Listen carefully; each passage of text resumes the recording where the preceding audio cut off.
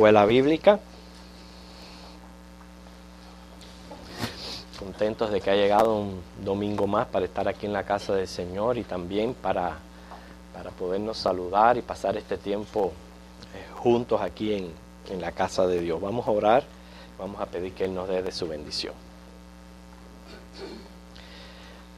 Señor, queremos en esta mañana declarar, Señor, lo fiel que Tú has sido, Espíritu Santo, en enseñarnos Tu palabra, en ayudarnos, Señor, en medio de nuestra incapacidad humana, de poder, Señor, estudiar las Escrituras y de poder, Señor, sacar todas las lecciones valiosas que hay en ella para nosotros.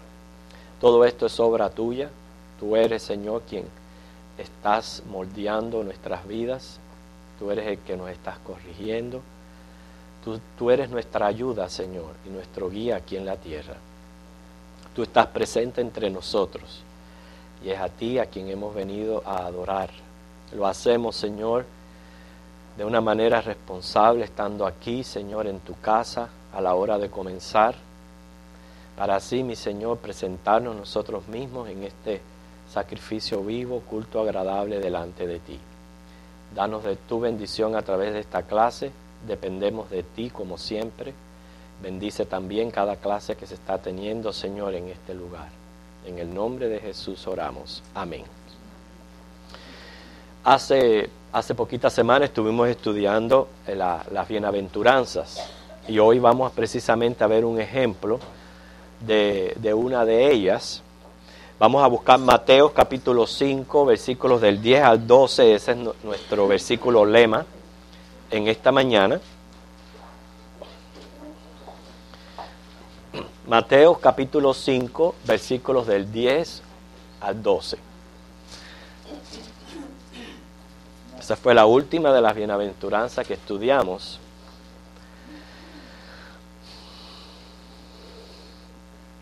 Lo leemos todos juntos. Dice: bienaventurados los que padecen persecución por causa de la justicia, porque de ellos es el reino de los cielos. Bienaventurados sois cuando por mi causa os vituperen y os persigan, y digan toda clase de mal contra vosotros mintiendo. Gozaos y alegraos, porque vuestro galardón es grande en los cielos. Porque así persiguieron a los profetas que fueron antes de vosotros. También estudiamos el caso de Juan el Bautista como precursor del ministerio del Señor. Y en esa clase estuvimos viendo su nacimiento, su misión, su predicación. Y vamos a ver a Juan el Bautista como uno de estos ejemplos de personas que tienen que padecer persecución, que son vituperados por causa del Señor. Porque Juan fue encarcelado. Jesús se había enterado del encarcelamiento de Juan, según leemos aquí mismo en Mateo 4, 12, donde dice: cuando Jesús oyó que Juan estaba preso, volvió a Galilea. Y entonces el episodio que vamos a estudiar en el día de hoy es, estando Juan encarcelado, él envía a 2 de sus discípulos con un mensaje a Jesús. Y entonces ahí mismo en Mateo, si van al capítulo 11, los versículos del 2 al 19, tenemos este relato.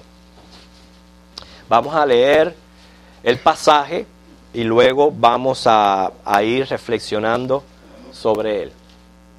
Mateo 11, del 2 al 19. Yo les voy a pedir que sigan con la vista. Voy a darle lectura. Dice: y al oír Juan en la cárcel los hechos de Cristo, le envió 2 de sus discípulos para preguntarle: ¿eres tú aquel que había de venir o esperaremos otro? Respondiendo Jesús les dijo: id y haced saber a Juan las cosas que oís y veis. Los ciegos ven, los cojos andan, los leprosos son limpiados, los sordos oyen, los muertos son resucitados, y a los pobres es anunciado el Evangelio. y bienaventurado es el que no halle tropiezo en mí. Mientras ellos se iban, comenzó Jesús a decir de Juan a la gente: ¿qué salisteis a ver al desierto? ¿Una caña sacudida por el viento? ¿O qué salisteis a ver? ¿A un hombre cubierto de vestiduras delicadas? He aquí, los que llevan vestiduras delicadas en las casas de los reyes están. Pero, ¿qué salisteis a ver? ¿A un profeta? Sí, os digo, y más que un profeta, porque este es de quien está escrito: he aquí yo envío mi mensajero delante de tu faz, el cual preparará tu camino delante de ti. De cierto os digo, entre los que nacen de mujer no se ha levantado otro mayor que Juan el Bautista, pero el más pequeño en el reino de los cielos, mayor es que él. Desde los días de Juan el Bautista hasta ahora, el reino de los cielos sufre violencia, y los violentos lo arrebatan. Porque todos los profetas y la ley profetizaron hasta Juan. Y si queréis recibirlo, él es aquel Elías que había de venir. El que tiene oídos para oír, oiga. Mas, ¿a qué compararé esta generación? Es semejante a los muchachos que se sientan en las plazas y dan voces a sus compañeros diciendo: os tocamos flauta y no bailasteis, os endechamos y no lamentasteis, porque vino Juan, que ni comía ni bebía, y dicen: demonio tiene. Vino el Hijo del Hombre, que come y bebe, y dicen: he aquí un hombre comilón y bebedor de vino, amigo de publicanos y de pecadores. Pero la sabiduría es justificada por sus hijos. Que después de haber visto el relato de todo lo que está ocurriendo, ¿verdad? Juan encarcelado, envía a 2 de sus discípulos a Jesús, y con esta pregunta: ¿eres tú aquel que había de venir o esperamos otro? Y entonces lo que yo quiero que meditemos acerca de esta pregunta: ¿qué dijéramos nosotros? Porque estamos hablando de aquel que anteriormente en Juan capítulo 1, los versículos 29 a 34, dijo: he aquí el Cordero de Dios que quita el pecado del mundo. Entonces, ¿qué está pasando aquí? ¿Qué está pasando con Juan, que tiene que enviar a 2 discípulos con esta pregunta a Jesús? Y es lo que queremos meditar en esta mañana. Yo les voy a presentar, no sé, antes de ver varios comentaristas, vamos nosotros mismos a ver si podemos responder por qué razón envía Juan a estos 2 discípulos con esta pregunta. Repito, después de haber él mismo dado un testimonio de Jesús, que era el Cordero de Dios que quita el pecado del mundo. Dice: yo no soy digno de desatar la correa de sus zapatos. ¿Qué ustedes creen al respecto? Breve frase. A ver, ¿qué estaba pasando en la vida de Juan? ¿Por qué él hace esto? Okay. ¿Alguien más?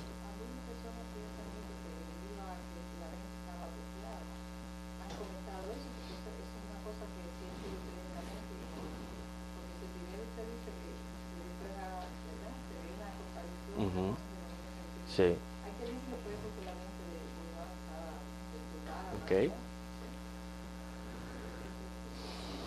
Miren, yo busqué la opinión de 3 comentaristas, que tenemos que dar gracias al Señor por estas personas que consideran eruditas de la palabra de Dios, que se dedicaron a teología y han escrito en sus libros haciendo comentarios de las Escrituras, y aunque son, aunque siguen siendo opiniones humanas, pueden ayudarnos a aclarar un poquito esta dificultad que hay aquí entre el testimonio que da Juan de Jesús y ahora con esta pregunta, como dice Julio, tiene un tono de duda, y vamos a aclarar. Primeramente, la propuesta que nos hace J.C. Riley, uno de los comentaristas, y según él pudiéramos decir, lo hizo por el bien de sus discípulos.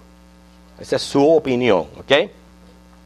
O sea, que él cree que no hizo esta pregunta por incredulidad o duda, sino que quería que sus discípulos oyeran de primera mano lo que Jesús tenía que decir acerca de él mismo, ya que había habido dificultades entre los discípulos de ambos. ¿Okay? Juan tenía sus discípulos, Jesús tenía sus discípulos, habían confrontado dificultades, y entonces Juan quería enviar a estos discípulos para que de primera mano escucharan a Cristo hablar de él mismo. También que Juan estaba persuadido ya que se acercaba el fin de sus días. Parecer él sentía de que ya no iba a salir de aquella cárcel y quería que sus discípulos no se apartaran del Salvador. Esa es la opinión de J.C. Riley. Tenemos también la opinión que nos da Moody en su comentario. Y según Moody, Juan parecía entender que le faltaba carácter de juicio al ministerio de Jesús. ¿Okay? Él sabía quién era Jesús y todo eso, pero le estaba faltando carácter de juicio, y ahora vamos a ver por qué. Y por la falta de ese carácter de juicio es que inclusive él llega a preguntarle, ¿esperaremos a otro? ¿Entiende? Ahora, cuando él le dice, ¿eres tú aquel que había de venir? Nosotros sabemos que los judíos esperaban al Mesías, según Marcos 11:9, Lucas 13:35. Mas en vista a las experiencias y declaraciones anteriores que Juan hizo respecto al Mesías, los cuales se encuentran en Juan 1 del 29 al 34, pareciera injusto atributarle dudas a Juan el Bautista. ¿Okay? Vamos a ver de nuevo hablando la opinión de Moody. ¿Okay? Pero él dice que pareciera faltarle carácter de juicio a su ministerio, por lo que dice Mateo 3 del 10 al 12. Vamos a ver qué dice ese versículo. Mateo 3 del 10 al 12.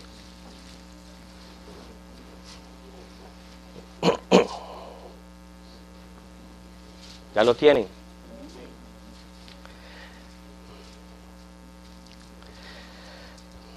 Ok, dice, ¿quién lo quiere leer? Y ya también en la fiesta a la raíz de los árboles, tapando, todo árbol que no da buen fruto es cortado, echado al fuego.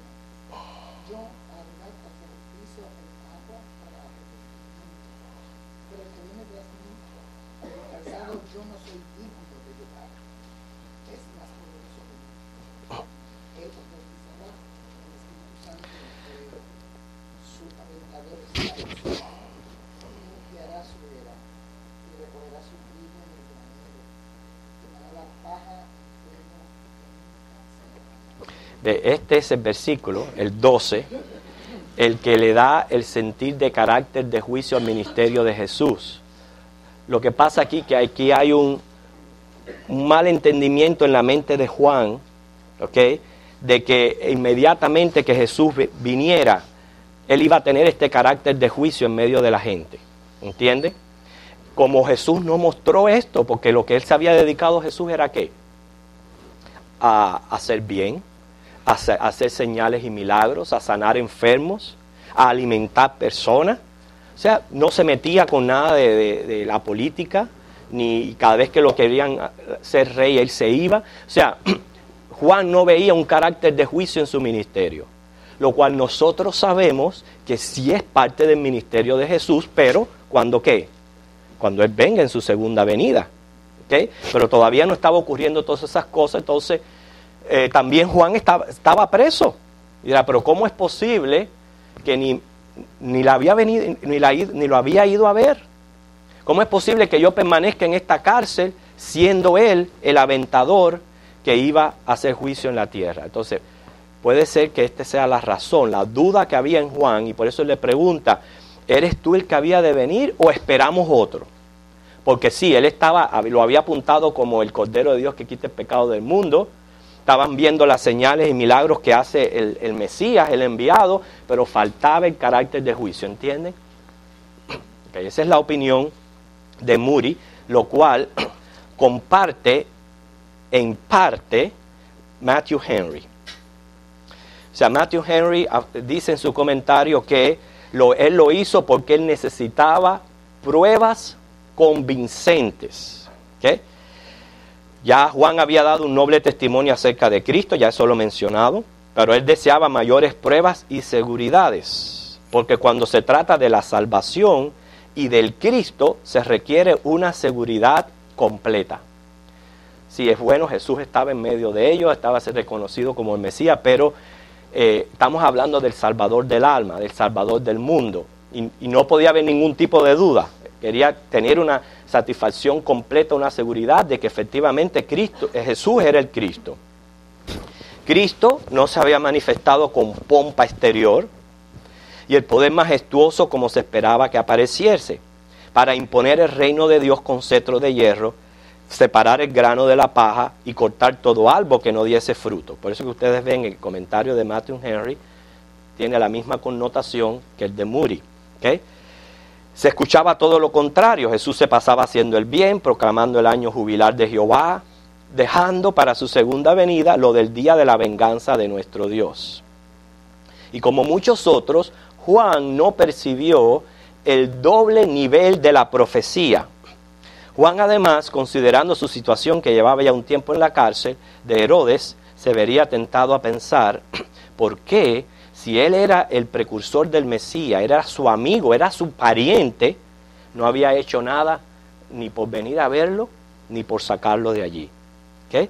Así que nos está enseñando un poquito aquí acerca de, y como le digo, todas estas son presunciones. Nosotros no conocemos la mente de Juan el Bautista y estamos allí dentro de él en el momento que él hace esta pregunta.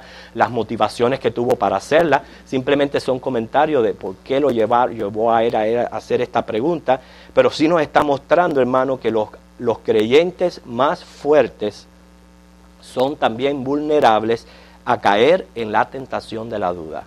¿Okay? Todos necesitamos ayuda, todos necesitamos comprensión para fortalecer la fe. Todos necesitamos equiparnos de la armadura de Dios, porque si no nos equipamos, entonces estamos propensos a caer siempre en la duda, y estamos lo viendo en el ejemplo de Juan el Bautista. Por más maduro, fuerte, un siervo del Señor, lo vemos también tambaleando un poquito. Juan fue un gran hombre, pero era un hombre de naturaleza caída y expuesto a tentaciones. Por eso tampoco nosotros podemos los personajes bíblicos elevarlos de una manera a un puesto tal donde ya salgan de la categoría de hombres. No podemos hacer eso. Todos ellos, como nosotros, estamos en naturaleza caída, estamos en pecado y somos propensos a caer, somos propensos a dudar. ¿Okay? Y tenemos en ello gran ejemplo de parte del Señor, pero no podemos concebirlo más allá de hombres carnales y hombres débiles, como también lo somos nosotros. ¿Okay? Okay, vamos a ver entonces la respuesta que da Jesús. Entonces, en conclusión, si pudiéramos hacer una conclusión hasta aquí de los comentaristas, ¿qué diríamos? ¿Por qué Juan el Bautista envía a 2 de sus discípulos con semejante pregunta? ¿Quién me menciona la primera opinión? A ver. Okay. Porque había habido problemas, porque él sabía que ya no salía de la cárcel y porque él sabía de que ellos necesitaban seguir al Salvador. O sea, el hecho ya de que su líder ya no esté no significa de que ellos ya iban a esparcirse y a dejar el camino del Señor, porque al fin y al cabo Juan el Bautista era el precursor del Mesías. Juan el Bautista no estaba presentando un camino diferente ni un evangelio diferente. ¿Okay? Era el de Cristo. Y él quería que sus discípulos pues siguieran al Salvador y oyeran de primera mano al mismo Jesús hablando de él mismo. ¿Por qué él entendía que había esta rivalidad entre los dos? Es que ya había habido problemas entre los dos. Sí, no, en este momento no tengo el pasaje en la mente, pero sí se narra de problemas, disensiones que hubieron entre los discípulos de Juan el Bautista y los discípulos de Jesús. Le vamos a hacer como tarea y le voy a buscar Sí, pero sí había pasado. Ok, entonces esa es la primera. La segunda.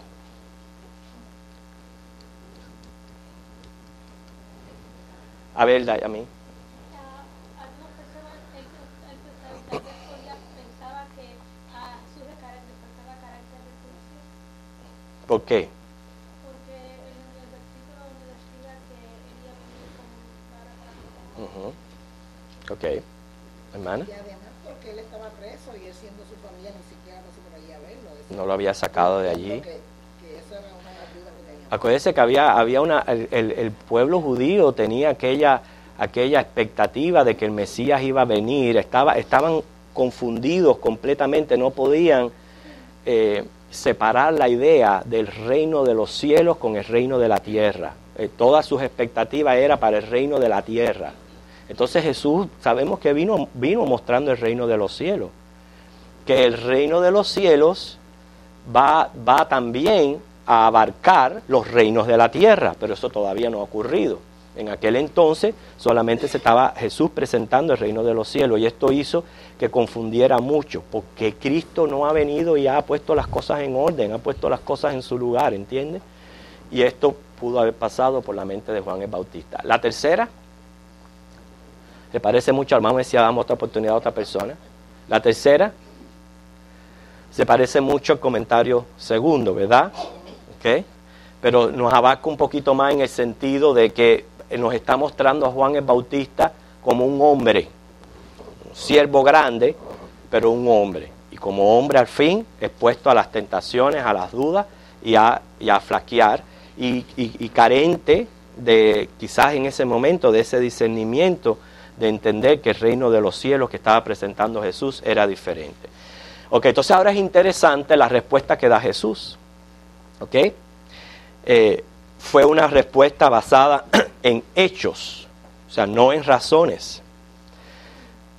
Fue una respuesta donde mostraba el poder de Cristo en acción, en la realización de milagros que servían como señales que Él era el Cristo.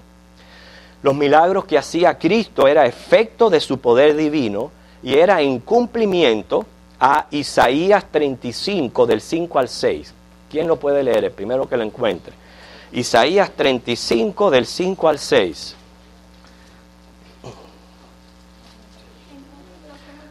Ok, vamos a ver un momentico, ya tú lo vas a leer, pero vamos a esperar a que todos o lo busquen o le presten atención al versículo, porque si no, se nos va y no podemos meditar en él. Isaías 35, del 5 al 6. Ok, ya Anita, léelo.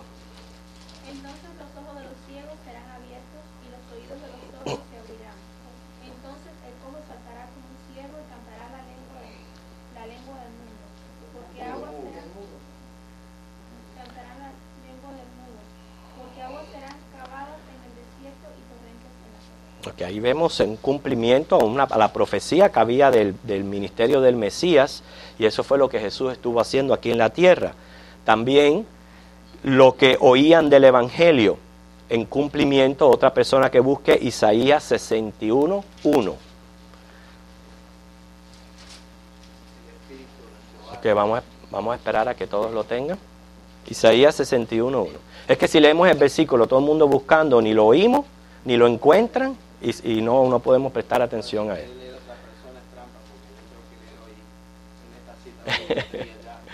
Bueno, no importa, lo leemos. Isaías 61, 1, ok, Germán. El Espíritu de Jehová, el Señor, está sobre mí, porque me ungió Jehová, me ha enviado a predicar buenas nuevas a los abatidos, a vendarlos a los quebrantados de corazón, a publicar libertad a los cautivos y a los presos, apertura de la cárcel. Pero Juan estaba encarcelado. Y Jesús ni tan siquiera había ido a verlo a la cárcel. Entonces nos está mostrando aquí que ahí vemos la equivocación en la mente de las personas en lo que es concebir lo que es el Evangelio. El Evangelio es una buena noticia para todo aquel que se considere preso del pecado y desee su libertad. El Evangelio es la libertad que viene de Dios a través de la gracia de Cristo para liberarnos del pecado, de las consecuencias del pecado, del diablo, del infierno, de todas esas cosas. El Señor Jesús nos está librando a través del Evangelio. ¿Okay? ¿Qué es el Evangelio? Ok, a ver, quiero preguntarle a alguien. Rosita, ¿qué es el Evangelio? Ok, Rosita Remigio.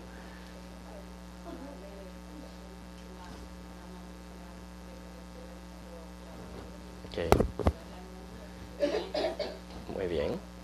Muy bien. A ver, hermana, ¿qué es el Evangelio? ¿Qué es el Evangelio? Para mí es la palabra de Dios escrita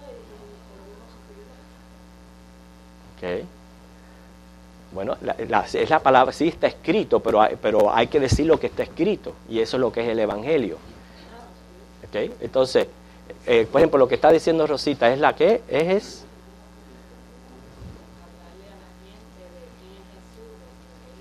Muy bien. Sí, de quién es Jesús, qué Él hizo por nosotros, cómo es que llegamos a ser salvos. Todo eso es el Evangelio. ¿Ok? Y nosotros sabemos que el Evangelio es que somos salvos por la gracia de Dios. O sea, usted lo tiene que dividir en dos partes. Lo que Dios hizo por nosotros y lo que el hombre tiene que hacer. Lo que Dios hizo por nosotros es que Él nos salva por su gracia. ¿Entiende? Un favor inmerecido que recibimos. Y lo que nosotros tenemos que hacer es creer en esa promesa de que Él nos salva por gracia. Y eso es lo que compone el Evangelio, lo cual es una buena noticia. Se considera una buena noticia, número uno, porque ya hemos hablado de que nos da libertad. De cuántas cosas nos está librando Cristo. Número dos, el Evangelio nos redime del pecado. También el Evangelio es algo que me deja saber a mí, no está basado en mis esfuerzos. Y hermano, esto es algo que tanta gente está confundida. Son muchos que están confundidos, inclusive cristianos. Están confundidos en cuanto a esto. El Evangelio es algo que recibimos, no que ganamos. Esa palabra hay que quitarla. Cuando usted vaya a hablar de Evangelio, quite la palabra ganamos. Porque una cosa no puede ir con la otra. Si es por gracia, no puede ser obtenida. ¿Entienden la idea? Entonces usted tiene que quitar la palabra ganamos. Yo le he hecho esta pregunta a una persona, ¿qué es el Evangelio? Bueno, pues ganarnos la entrada al cielo. No, nadie se gana el cielo. ¿Usted no ha escuchado la famosa frase, si no haces eso no te ganas el reino de los cielos? Ah, pues ya perdiste. No, esa palabra hay que quitarla. El reino de los cielos no lo ganamos. ¿Ok? Lo recibimos. ¿Okay? Lo recibimos de parte de Dios. Es una gran diferencia, hermano, y esto es doctrinal. ¿Okay? Si nosotros perdemos este sentir de lo que es el Evangelio, no estamos en el misma mentalidad de Cristo y a lo que Él vino a la tierra. Miren cómo Juan el Bautista se confundió. ¿Okay? O vino a dar libertad a los cautivos, a los presos. Yo estoy aquí en la cárcel y ni me han venido a ver.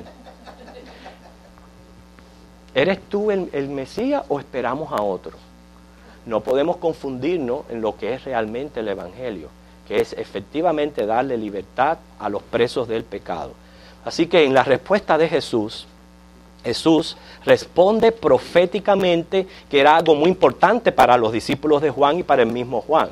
Mencionarle las profecías con relación al Mesías que él estaba cumpliendo en su propia vida.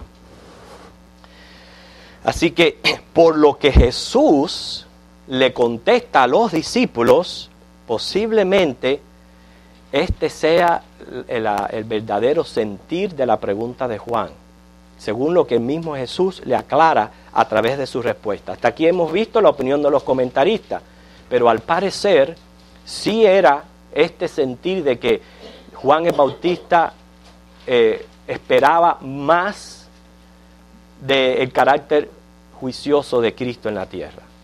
Porque dice Jesús, vamos a leer Mateo 11,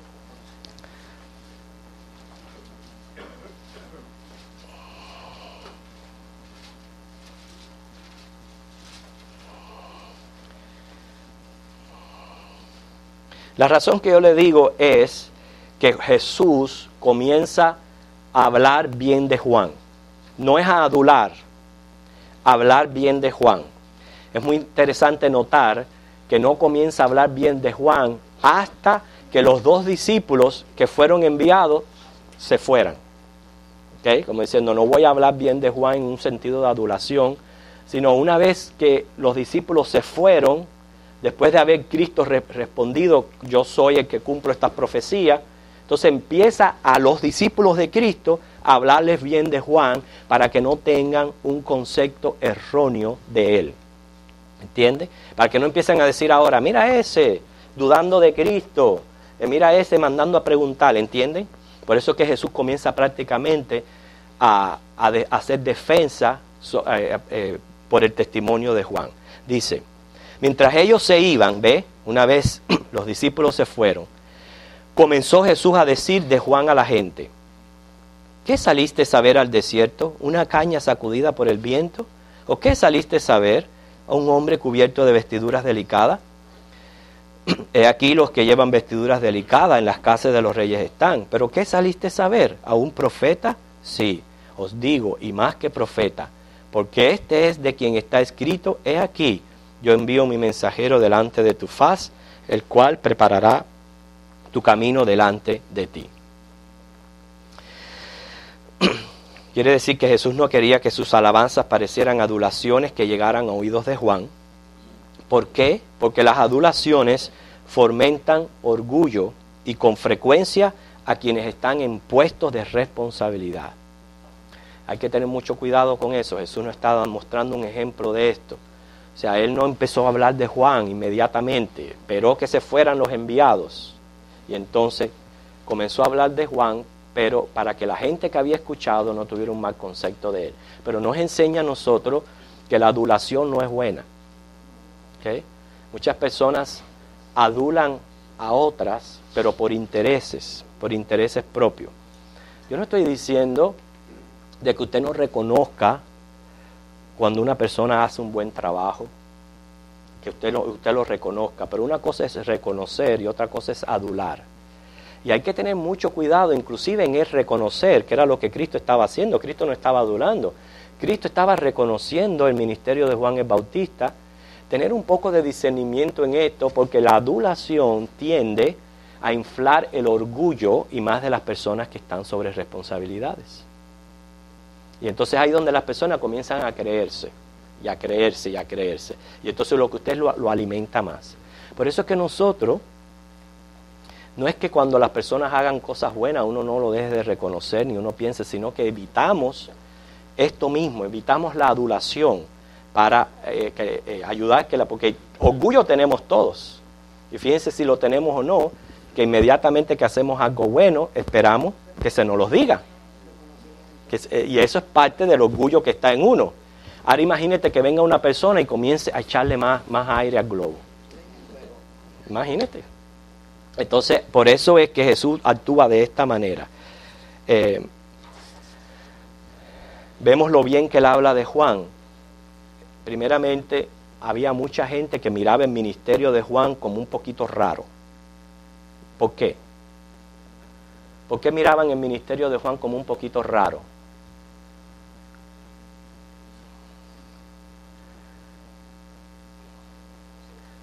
A ver, sí, diga Julio. Grillo. Imagínate, la gente dirá, este es un loco. Vestido con piel de animales, comiendo grillo, en un desierto, nada más que predicando, no hacía más otra cosa que eso. Entonces la gente veía su ministerio como un poquito raro. Además de eso, dése en cuenta, hermano, que dice la palabra que la profecía fue hasta Juan. Siempre el profeta era el que declaraba la voluntad y inclusive anunciaba juicios de Dios sobre la tierra. Y entonces viene Juan, después de haber tenido un tiempo de silencio, un tiempo donde no hubo profeta, de buenas a primeras se aparece Juan anunciándole a la gente lo que tenían que dejar de hacer, lo que tenían que hacer, que tenían que arrepentirse de esto, de arrepentirse de lo otro. Y eso la gente no le gusta escucharlo. Y lo encuentran como raro. Pero ahora viene una persona y te dice, no es malo pecar, puedes hacer esto, puedes hacer aquello, y a la vez estar con Dios. ¿Cómo no va a mover las masas? Claro que va a mover las masas, si no hay una cosa que el hombre quiera más que creerse estar a bien con Dios y hacer lo que le da la gana. Eso es lo que el hombre quiere. ¿Okay? Y si viene a alguien y se los ofrece y le dice esto está ok, entonces todavía les satisface más y por eso siguen a este tipo de personas. Pero cuando Por eso que el cristianismo tiene la oposición que tiene. Y es porque hay que declarar el mensaje de Dios, tal como dice la palabra de Dios. Porque al fin y al cabo lo que queremos es escuchar la voluntad de Dios. Y la voluntad de Dios para nosotros, hermanos, es siempre arrepentirnos y convertirnos. Eso está pegado al Evangelio. Porque acabamos de hablar del Evangelio de gracia y por fe. Pero el arrepentimiento y la conversión es ahí, pegado al Evangelio. No lo podemos descartar ni quitar. ¿Okay? El Evangelio no es una licencia para nosotros pecar. No lo es. Es por gracia, pero no es una licencia para pecar. ¿Okay? Tenemos que arrepentirnos y convertirnos. Y por eso es que la gente encontraba raro el ministerio de Juan el Bautista. Por el tema de su predicación y por su estilo de vida. Entonces Jesús quiere, delante de las multitudes, hablar bien de él. Fíjense, dice, no es un hombre tímido o vacilante. Eso es lo que significa caña agitada por el viento. ¿Okay? Esa frase, caña agitada por el viento, significa que no es ni tímido ni vacilante. ¿Okay? No es llevado por todo viento de doctrina. No fue llevado por la fama tampoco, porque él llegó a ser famoso. El rey Herodes le tenía miedo, porque fue llegado a considerar como profeta del pueblo. ¿Okay? Entonces la fama tampoco lo sacó a él de donde Dios lo había puesto. Tampoco era inconsecuente en su conducta. Y hermano, todas estas cosas tiene que tenerlas en cuenta cualquier líder de Dios. ¿Okay? Siempre que Dios lo ponga delante de un grupo para ministrar, estas son cosas que el líder de Dios tiene que tener como característica. No puede ser llevado por todo viento de doctrina. No puede dejar que la fama afecte su dependencia de Dios y su carácter humilde. Tampoco puede ser inconsecuente con su conducta, que es una de las cosas más difíciles de todo predicador. Nadie se puede parar delante de un púlpito y decir, hablo de parte de Dios, si antes esa palabra no transformó su interior. ¿Okay? Y no lo llevó a pensar en su propia condición y su propio estado. ¿Okay? Era un hombre que no se dejaba intimidar cuando la verdad estaba por el medio. No era un hombre de corazón mundano, amigo de la corte, ni amigo de las riquezas. ¿Okay? Era todo lo contrario, era un abnegado predicador que anunciaba el arrepentimiento, exponiéndose a la ira del rey, más bien que dejar de amonestarlo. Él no le importaba, aunque la ira del rey estuviera sobre él, él no iba a dejar de amonestarlo. Y precisamente eso fue lo que lo llevó a la cárcel, cuando él denunció a Herodes su adulterio. ¿Okay? Quiere decir que él estaba, como dice, pegado a la verdad y tenía que predicar la verdad. En otras palabras, él era un verdadero profeta de Dios. Y de eso es que se habla de Juan el Bautista. Vemos hoy día como muchos líderes lo que buscan es las riquezas, el hacer dinero. Y todas esas son señales, hermano, de que son falsos cristos y falsos profetas. Estamos de acuerdo, cada obrero es digno de su salario. Y los salarios los ponen las congregaciones. Pero el obrero tiene que estar dispuesto, así sea voluntario. Aunque tenga que trabajar como hizo Pablo, haciendo tiendas, para buscar secularmente, para buscar su sueldo y trabajar para el Señor, tiene que estar dispuesto a hacer eso. ¿Okay? No es que yo voy a ser un pastor y ya yo voy a estar ganando cierta cantidad, no es así. Entonces todas estas características las vemos en el ministerio de Juan. Dice que los otros profetas habían profetizado acerca del Mesías. Ya estamos viendo ya la grandeza de Juan como profeta. Muchos profetas hablaron de el Mesías, como lo hizo Isaías, acabamos de leer. Pero muchos profetas hablaron del ministerio del Mesías. Pero qué grandioso tuvo Juan sobre ellos. Que Juan vio al Mesías. Lo vio, lo pudo señalar. ¿Okay? Quiere decir que mientras Isaías predijo que el Mesías sería como un cordero llevado al matadero, Juan pudo decir, he aquí el Cordero de Dios que quita el pecado del mundo. Y dice Cristo, él reafirma las profecías de Isaías 43 y Malaquías 3:1 sobre aquel que iba a preparar el camino del Señor, que Juan era ese profeta. En otras palabras, aunque aquellos discípulos venían con un mensaje que aparentemente era una pregunta dudosa, y ya sabemos el por qué, Cristo le afirmaba a la gente, Él es aquel que iba a preparar el camino a Jehová. Que no quitemos ese concepto de Él, porque eso es lo que Él es. Ok, vamos a ver algunos versículos para aclarar. El versículo 6 dice, bienaventurado es el que no halle tropiezo en mí. ¿Qué significaría esa frase que dijo Jesús en Mateo 11? Bienaventurado es, 11:6, Mateo 11:6, que es nuestro texto. Bienaventurado es el que no halle tropiezo en mí. Hermana. Yo diría que todavía hoy se cumple eso, que todo el que habla, lo vemos en los misioneros, cuántos han sido muertos por hablar la verdad de Dios. Okay. Todo el tiempo el que se dedica, digamos, a este misterio santo del Señor, encuentra tropiezo. Pero no es el sentir de lo que Cristo le está diciendo. A ver, Randy.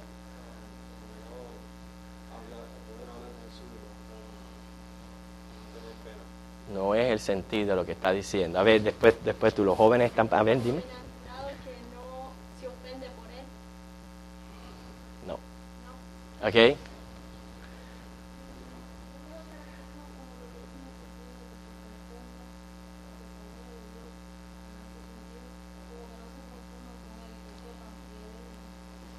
Ok, estás bastante caliente, tibia. Estás casi ahí, casi en el sentido. ¿Alguien más? ¿Ah? Ok, no. A ver, Diosvani. Yo creo que se está refiriendo a hallar tropiezo en él, que para uno sea tropiezo su verdad, su palabra. No, Anita. El que no tenga duda de quién es crea en él sin tener ninguna duda de que 98%. Luis. Cristo es vida para los que se salvan. Ajá. Tropiezo para los que se salvan. Ok, bien. Germán, la última opinión. Dice bienaventurado que creo que significaba 3 veces feliz, 3 veces Ajá, sí. felices, y que no haya tropiezo en mí, porque va a confiar ciegamente Ok. en él. Vamos a unir el comentario. Va a confiar ciegamente en él, no va a ser bienaventurado. Ok, vamos, sí, bien. Las últimas 3 opiniones son las que, con la de ella, son las que están en el sentido del comentario. Número 1, ¿por qué viene el comentario? Porque se acaba de públicamente establecer una duda en cuanto al ministerio de Cristo. Si Él era el Mesías o no. Entonces lo que está diciendo es bienaventurado aquel que puede aceptar a Cristo como Mesías. Eso es lo que está diciendo ahí. Aquel que no tiene problema, y ahí involucro todo lo que ustedes dijeron, que no tiene duda, que Él es la vida. O sea, bienaventurado todo aquel que acepta a Cristo como lo que Él es. En medio, hermanos, de un mundo donde hay tantas opiniones acerca de Cristo, tantas doctrinas extrañas, hay que darle gracias a Dios por la fe, y de nuevo, esto viene del Espíritu Santo de Dios, a los escogidos. ¿Ok? A los escogidos. Bienaventurado el que el Espíritu Santo le da la fe, el conocimiento, el discernimiento para entender, como dice Juan, que estamos en Cristo. Él es el verdadero Dios y la vida eterna. Yo no tengo problemas con aceptar que Cristo es el Mesías prometido. Eso es lo que está diciendo ahí. Y todo aquel que es así, que espero que estemos todos nosotros en ese sentir, somos felices, somos bienaventurados. En esa connotación está hablando Cristo en esta frase. Pero vale la pena aclararla, porque al leerla podemos tener un falso entendimiento de lo que está tratando de decir ahí. O sea, no es ya es bienaventurados sí los que son vituperados y perseguidos. Ese es otro tipo de bienaventuranza. Pero esta bienaventuranza tiene que ver con aquellos que no tienen problema con aceptar a Cristo como Mesías, no importa lo que esté ocurriendo en la vida. Esto nos habla mucho al cristiano que es incondicional. ¿Cuántos vienen a Cristo pensando de que cuando vienen a Cristo se les va a resolver todos los problemas? Y cuando, como el Señor prueba y conoce los corazones y ve que no se les resuelve ninguno, ¿ok? Hacen así y más nunca le ves el pelo. ¿Tú sabes por qué? Nunca aceptaron lo que era Cristo de verdad. Nunca vinieron y abrazaron el Evangelio entendiendo que esto se refiere al reino de los cielos. Que lo que pueda ocurrirnos en la vida aquí, sí vamos a recibir la ayuda prometida, pero no podemos esperar otra cosa del mundo que tribulación y pruebas. Pero entonces no podemos pensar de que porque ya yo venga a Cristo, todo va a ser arreglado. ¿Por qué? Porque si no las iglesias estuvieran así, llenas de gente que lo siguen por interés. Pero qué bonito es cuando tú llegas y aceptas a Cristo por lo que Él es. Le sirves por lo que Él es. Y luego que el Señor conoce tu corazón, Él dice, todas las cosas te van a ser añadidas. ¿Por qué? Porque buscas primeramente el reino de Dios y su justicia. ¿Ok? Entonces, por eso es que Él hace esta aclaración. El 11 es otro versículo que hay que aclarar. De cierto os digo, entre los que nacen de mujer no se ha levantado otro mayor que Juan el Bautista, pero el más pequeño en el reino de los cielos, mayor es que él. Un poquito confundido, ¿verdad? Difícil. Entonces vamos a ver lo que quiere decir. Quiere decir, hermanos, que la grandeza de Juan el Bautista en la antigua dispensación, ¿ok? ¿En qué sentido habíamos dicho que él era grande? En el único sentir, no en su persona. Ninguno de nosotros es grande en nosotros mismos, ¿ok? No en como persona al fin, porque él seguía siendo un ser humano, sino en el hecho de que él fue dentro de los profetas el último, pero también dentro de todos los profetas el que iba a poder ver a Cristo. Ahí nada más que radica la grandeza de Juan, lo que nos lleva que cualquier grandeza que podamos experimentar nosotros está relacionada a Cristo y la gloria es de Cristo. ¿Entienden el sentido? Porque él está hablando, dice, entre los que nacen de mujer no se ha levantado otro mayor que Juan el Bautista. ¿Entienden por qué? Que quiero asegurarme que lo entiendan. ¿Por qué?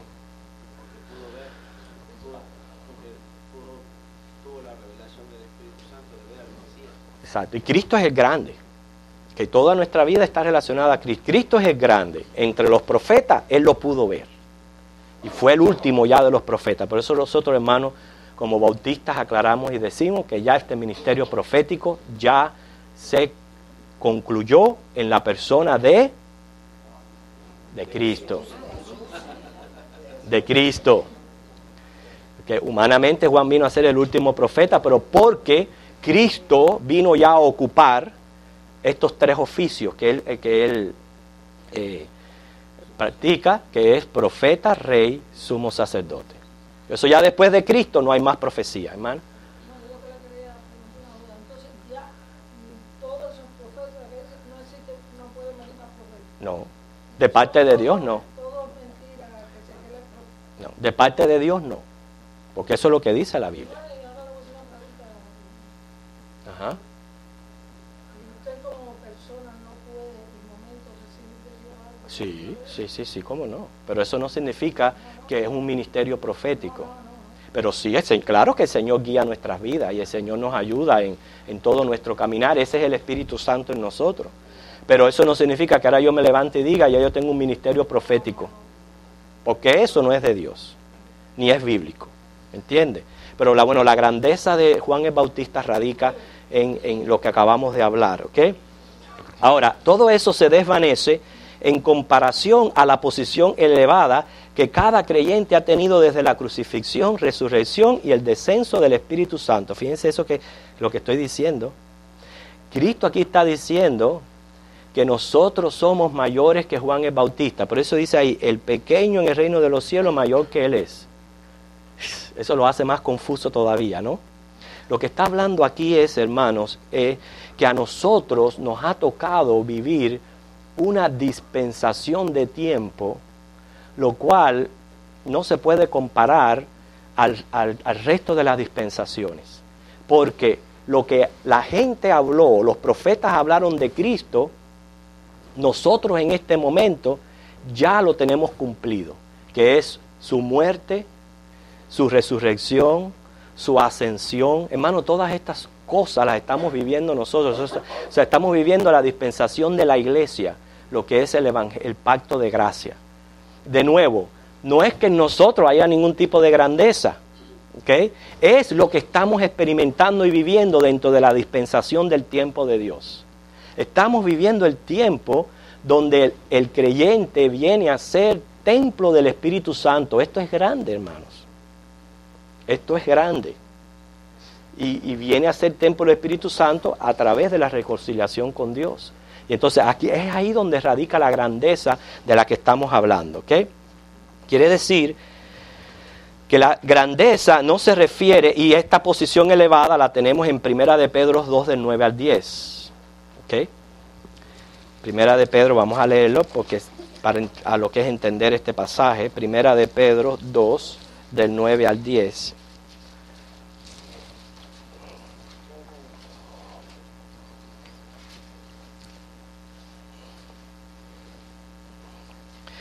Mas vosotros sois linaje escogido, real sacerdocio, nación santa, pueblo adquirido por Dios, para que anunciéis las virtudes de aquel que os llamó de las tinieblas a su luz admirable. Esta es la posición elevada que se encuentra el creyente hoy día. Ninguno sobre ninguno. ¿Ok? Estamos hablando del estado en general de todos los creyentes. No es que dentro del estado general de los creyentes hayan algunos más grandes que otros y hayan algunos que tengan mejores ventajas que otros. No es así.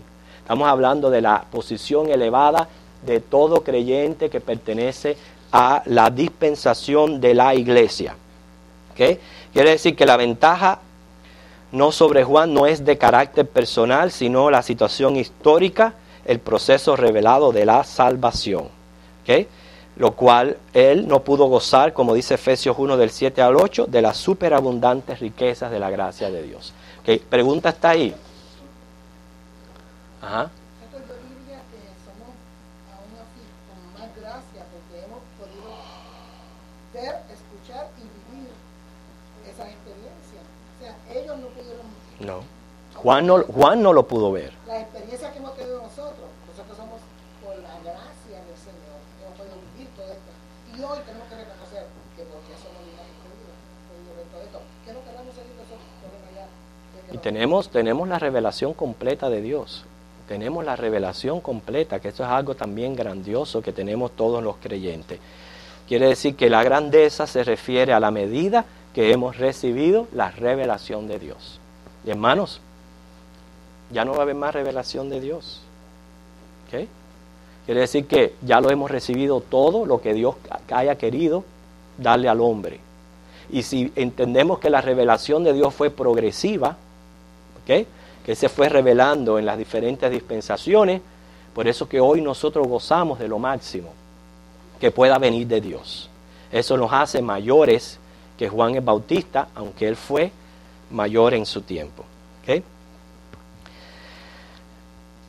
El versículo 12, otro que vale aclarar, vamos a ver si ya nos da tiempo a terminar la clase, dice: desde los días de Juan el Bautista hasta ahora, el reino de los cielos sufre violencia, y los violentos lo arrebatan. Está hablando de la reacción violenta que tuvo Juan en su predicación, lo cual ya hablamos acerca de eso. ¿Okay? El cristianismo va a confrontar oposición. ¿Okay?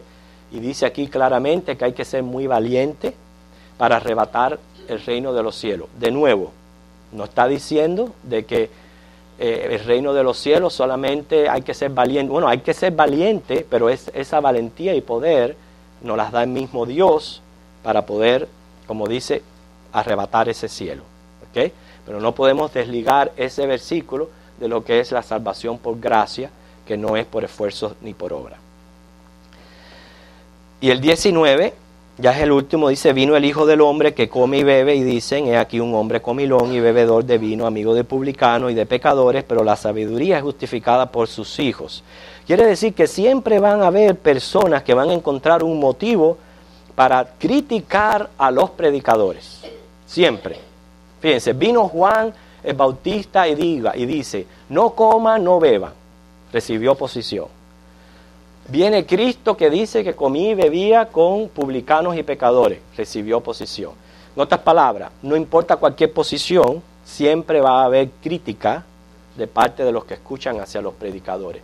Y la crítica viene cuando no quieren escuchar el mensaje del arrepentimiento. Muy bien, hallando, hermanos, de todo esto, una verdad central que queremos llevar con nosotros, que después de haber estudiado esta clase y haber visto que hay muchos versículos en esta porción bíblica que merecen aclaración, ¿qué es la verdad central que quiero que se lleven con ustedes? Es, ¿quién es Jesús? ¿Quién es Jesús? El Mesías. Cuando estaba Jesús aquí en la tierra, se levantaron diferentes opiniones acerca de quién era Jesús. Y Jesús un día reunió a sus discípulos. Dijo, a mí me interesa saber qué ustedes son mis discípulos, ¿qué ustedes piensan de mí? Que lo que la gente diga, pero ustedes, ¿qué ustedes piensan de mí? Fue ahí cuando se levantó Pedro y dijo, tú eres el Cristo, el Hijo del Dios viviente. Y dice que sobre esa roca se edificará la iglesia. ¿Okay? Quiere decir que viviendo en medio de falsos cristos, ¿okay? No se asombre a las cosas que están escuchando. En estos días está esa gran alarma del anticristo ese de Miami.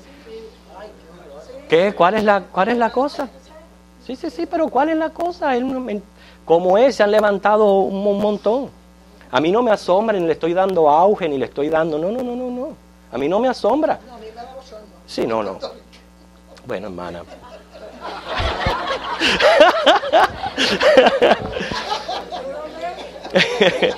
Sí, pero eso no significa nada. Tenemos grandes hermanos puertorriqueños y déjeme decirle que Puerto Rico es un gran país de muchos creyentes.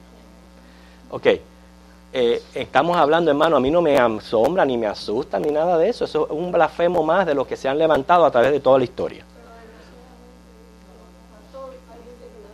De nuevo, esa gente que lo sigue es porque no son de Cristo. No, para mí no me asombra nada de eso a mí me asombra, ni la gente que siguen a esa gente, nada de eso, porque lo importante de Cristo es que usted y yo, que fuimos escogidos, sí tengamos un concepto de Cristo y sigamos a Cristo incondicionalmente, aunque lo que esté pasando en nuestras vidas no importa, que nunca cambie nuestro concepto que tenemos de Cristo y nuestra motivación para seguirle. Estamos viviendo en medio de una apostasía abierta. Pero todo eso son señales del fin. Porque dice Mateo que cuando Cristo venga van a venir falsos cristos, va a haber una apostasía completamente abierta. ¿Usted sabe lo que es apostasía? ¿No? La apostasía es cuando después que usted ha sido expuesto a la revelación de Dios, simplemente rompe con Cristo. Eso es lo que es apóstata. Una persona que después de haber recibido revelación de la gracia de Dios, rompe relación con Dios. Y entonces se va casi siempre o al mundo o a las sectas o a las falsas... pero eso es apostasía abierta. Lo diferente al estado de inconverso donde no tuvo la oportunidad de escuchar la revelación de Cristo. Esa es la diferencia entre un inconverso y un apóstata. Estamos viviendo ambos abiertamente y a plenitud. Quiere decir que debemos de tener bien claro nuestro concepto de Cristo. Que Cristo es Dios, Él es el Señor, Él es ese Mesías esperado.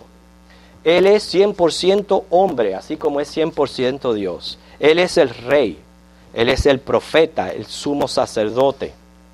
Él es la vida, Él lo es todo para nosotros. Y por eso le seguimos, por eso yo soy cristiano. Yo soy un cristiano porque soy un seguidor de Cristo. ¿Esperamos que venga otro? No, porque Él es el Mesías enviado. ¿Ok?